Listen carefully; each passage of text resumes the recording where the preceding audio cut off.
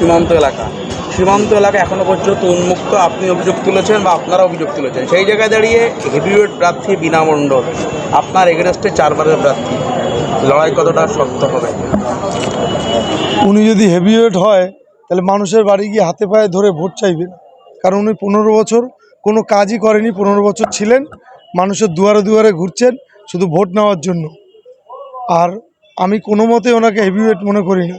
Heavyweight সেই হয় যে মানুষের পাশে দাঁড়ায়, মানুষের সঙ্গে থাকে, গরিবের পাশে দাঁড়ায় এবং উন্নয়নের সাথী হয়।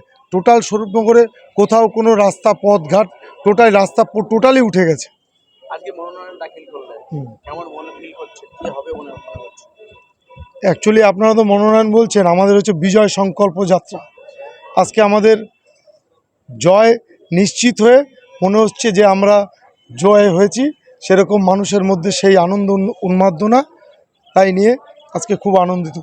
সীমান্ত এলাকা সীমান্ত এলাকা স্বরূপনগর, কি ভাবনা রয়েছে সীমান্তের মানুষের জন্য? সীমান্তর মানুষের প্রথম তো এখানে চাষির 6 মাস জল জমে থাকে তার জমিতে।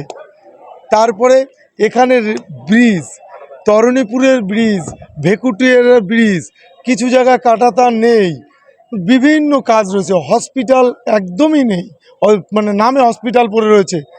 স্বাস্থ্যকেন্দ্র প্রতিটি অঞ্চলে রয়েছে, তার অবস্থা জরাজীর্ণ অবস্থা। এবং স্বরূপনগরের রেলের জন্য আমরা দিনভর পরিশ্রম করছি। আমাদের মাননীয় শান্তনু ঠাকুর মহাশয়, তার নেতৃত্বে আমরা কাজ করেছি।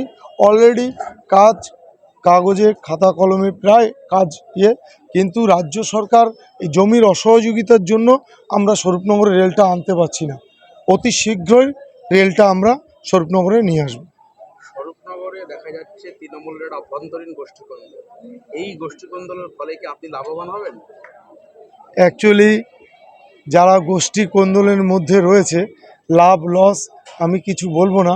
আমি যারা তৃণমূল করে তাদের কাছে আমি অনুরোধ করব, আপনারও পরিবারে বাচ্চা রয়েছে, বাচ্চাটার ভবিষ্যতের দিকে তাকিয়ে আপনারা যদি মনে করেন যে তৃণমূল আসলে ভালো হবে, তাহলে সেটা আপনাদের ব্যক্তিগত ব্যাপার। আপনার বাচ্চার কি পরবর্তী ভবিষ্যৎ সেটা আপনি ঠিক করুন। এবং যারা গোষ্ঠীদ্বন্দ্বের মধ্যে রয়েছেন তাদের বলবো, স্বরূপনগর শুধু উন্নয়নটা আপনারা একটু খুঁজে বার করুন, আর রাস্তাঘাটের কি পরিস্থিতি সেটা একটু আপনারা দেখুন।